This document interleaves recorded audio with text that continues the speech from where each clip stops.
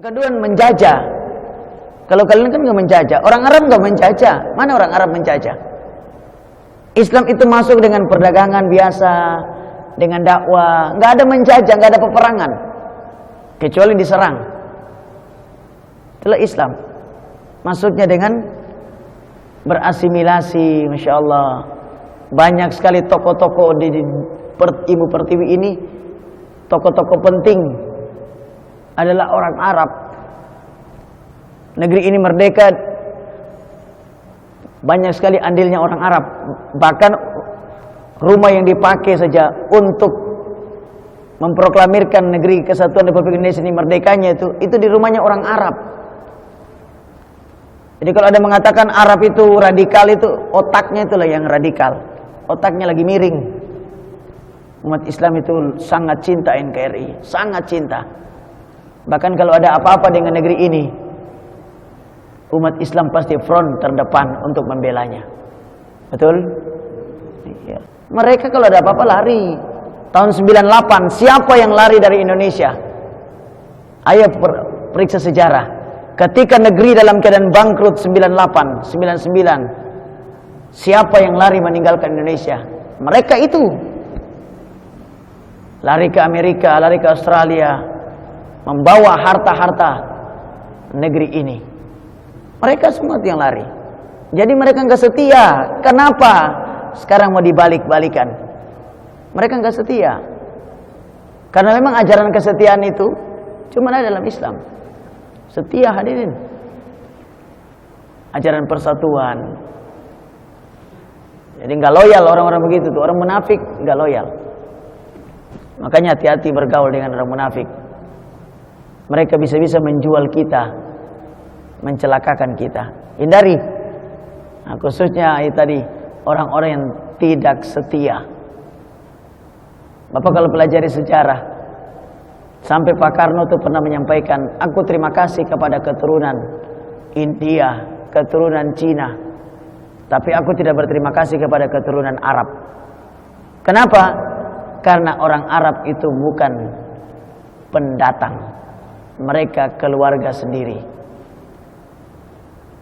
Yang lain tadi pendatang itu, sampai kapanpun pendatang. Makanya mereka dari dulu waktu ketika mau ditarik untuk WNI nggak mau. Mereka kepingin punya 2 warga negara. Dan sampai hari ini, Bapak supaya tahu, setiap orang Tiongkok itu rata-rata punya 2 warga negara. Cek sejarah. Makanya kenapa mereka nggak loyal? Kalaupun ada, itu khusus. Tapi rata-rata, apa supaya tahu itu? Itulah Zionis, sistem Zionis. Nggak bisa loyal, nggak bisa setia. Kalau umat Islam, masya Allah. Ini yang kita ceritakan masalah kesetiaan. Negeri merdeka, negeri dalam keadaan terjajah, negeri dalam keadaan krisis, dalam keadaan senang, kita tetap ada di sini. Itulah pentingnya kenapa harus memilih pemimpin yang syaratnya 2. Ini syarat ini sudah dicabut. Dulu syarat menjadi pemimpin di Indonesia itu pertama Islam, yang kedua undang-undang kita direvisi.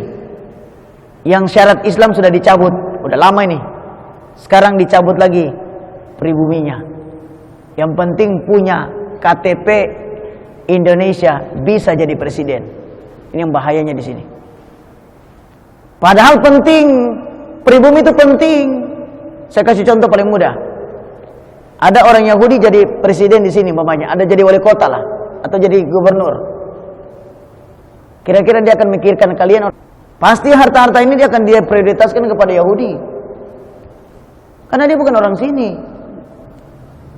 Minimal uangnya itu pasti keluar.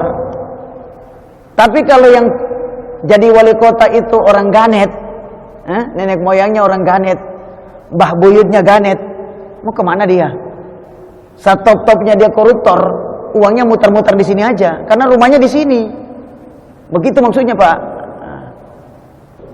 Begitu maksudnya, ini baru jelek hitungan kasar saja.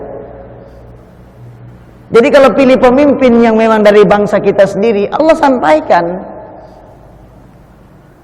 jangan mengambil teman setia itu yang bukan dari golongan kalian.